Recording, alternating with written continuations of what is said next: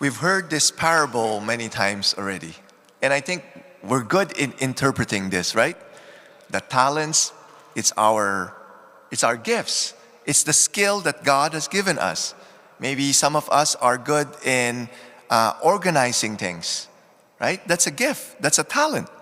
Maybe some of us are good in teaching. So you teach, right? And maybe some of us are very good with music. So we have different talents, okay?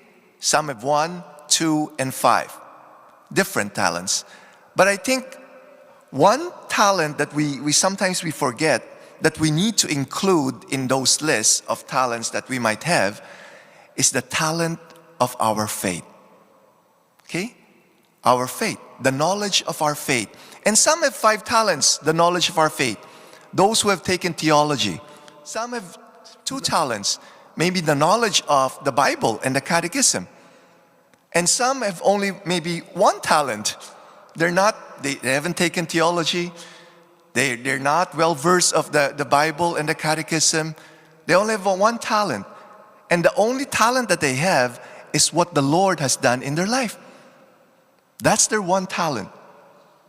And whatever talents, how much talents we have, we are responsible to share that to people.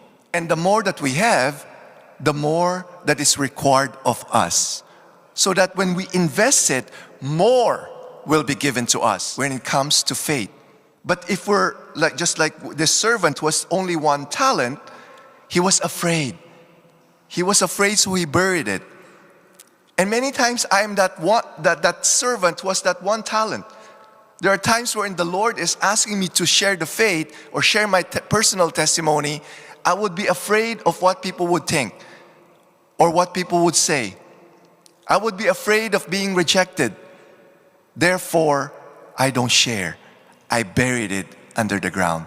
That's why the Lord is calling us, is challenging us. Don't be afraid. Don't be afraid of sharing your faith. Because the more you share, the more I will increase your faith. A lot of people are lost. They need to hear the good news. And a lot of people out there, I think many people out there, the only Bible that they would read is our personal testimony. We should not deprive that from them. We should not underestimate what the Lord has done in our lives. Because many times, it is in our personal testimony that people will be able to connect and encounter God in a very personal way. And through that, they would undergo conversion and be His disciple.